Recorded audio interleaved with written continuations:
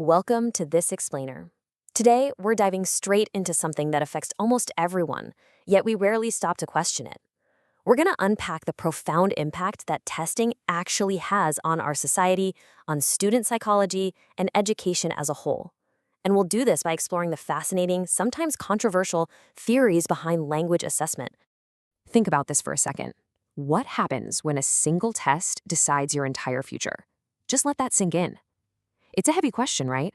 It brings us face to face with the immense, honestly anxiety-inducing pressure that gets placed on millions of students every single year.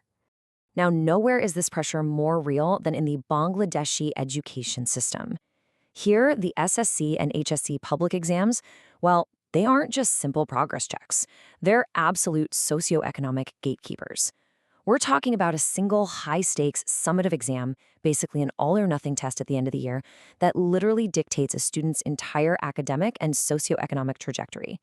It's the ultimate filter deciding who gets access to those highly coveted higher education seats and who gets left behind. So to understand how this all works, here is our roadmap for today. We'll look at the ultimate gatekeepers, the anatomy of a perfect test, the washback effect, the human flaw, redefining English proficiency, and finally, fixing the broken system.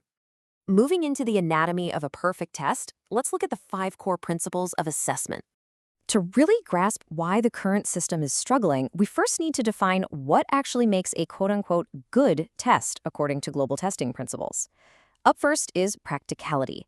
This basically dictates that a test has to efficiently utilize available human resources, stay within a budget, and be pretty easy to administer and score. I mean, if a test takes 5 hours or needs one-on-one proctoring for millions of students, it's just not practical. Next up, we have reliability. And this really just boils down to consistency. A student's score shouldn't bounce all over the place just because of who's grading it, the time of day it's marked, or the room they took it in. If a student takes the exact same test on a Tuesday and then takes it again on a Wednesday, theoretically, their scores should be nearly identical. Then there's validity, which testing experts universally agree is the absolute most crucial principle. Validity ensures we are testing actual language competence, not just a student's ability to memorize facts. Think about it. If a test is supposed to measure your ability to actually hold a conversation, but all it does is ask you to fill out multiple-choice grammar questions on a piece of paper, that test severely lacks validity. It is completely failing to measure what it claims to measure. Now, authenticity demands that the language being tested actually mirrors the unpredictable, integrated skills you need in the real world. In a truly authentic test, you're not just staring at random, disconnected sentences. You're dealing with real-life storylines, highly contextualized language, and scenarios that genuinely replicate how we communicate every day. And finally, principle number 5 is washback. This is the socioeducational impact. Washback is essentially how the format of a test forces teachers to teach and students to learn. Positive washback encourages genuine, deep learning and gives students really helpful diagnostic feedback. Negative washback, though, that narrows the curriculum and encourages nothing but mindless cramming just to survive the exam. Which brings us right into the washback effect and the tough trade-off between theory and reality. This highlights a massive dilemma. Because Bangladesh has to evaluate literally millions of students at the exact same time, the examination boards are forced to heavily prioritize mass practicality and reliability.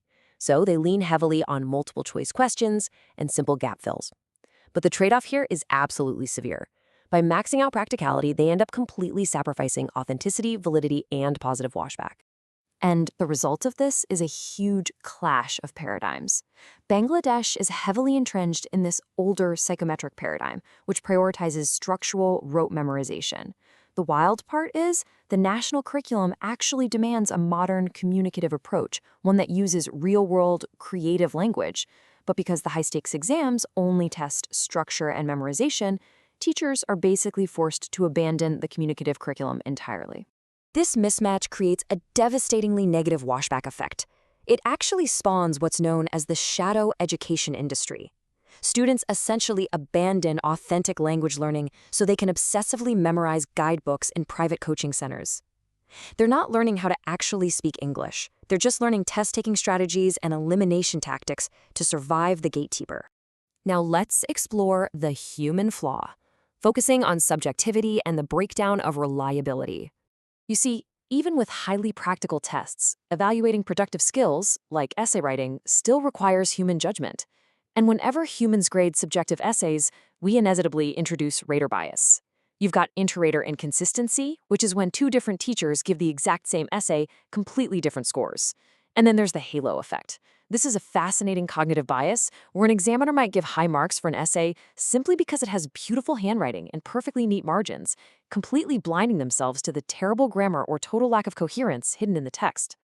To put intra-rater reliability into everyday human terms, just picture a Bangladeshi teacher marking their 100th essay at midnight under a really intense, strict deadline. Sheer physical and cognitive exhaustion absolutely destroys their internal consistency. The strictness they were applying to those first few papers in the morning unconsciously erodes as the hours take by, which results in completely arbitrary grading for the last few papers in the pile. Next, we're redefining English proficiency by asking, whose English are we testing? Testing scholars today vehemently critique the traditional native speaker model. Honestly, expecting a second language learner to perfectly match the accent and syntax of someone born in London or New York is an unattainable and structurally flawed premise. Instead, the testing world is shifting toward the English as a lingua franca, or ELF, paradigm. ELF prioritizes global intelligibility and functional ability over a strict, rigid adherence to native-like syntax. In Bangladesh, English is essentially a functional tool used for global and domestic communication. Subjecting these specific learners to that native speaker model is just unfair. Embracing the lingua franca shift means we finally stop penalizing learners for localized phonetic variations or, say, Bengali-influenced stress, just as long as they successfully convey their message and maintain global intelligibility. Let's wrap up by looking at fixing the broken system, moving from gatekeeping to empowering. So, how exactly do we bridge this massive gap between a broken reality and the global testing ideal? Well, we start by building what's called assessment literacy.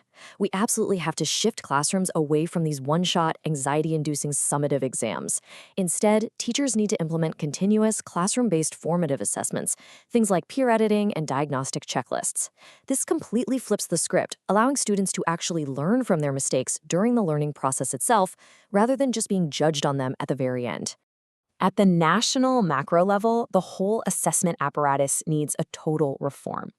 This means we have to mandate rater norming sessions and use strict analytical rubrics to minimize all that human bias we talked about earlier. It means adopting advanced statistics like item response theory to ensure the difficulty of a test is scientifically balanced across different regions. And crucially, it requires introducing open-ended tasks that map directly to global standards like the CEFR. So we are actually testing real, authentic language use. I'm going to leave you with this final provocative thought. If our tests don't reflect the real world, how can we ever expect our students to succeed in it? Testing shouldn't just be some cold administrative filter. It has to be a dynamic tool that empowers genuine learning. Thank you for joining me on this explainer, and remember to keep questioning the systems that measure our potential.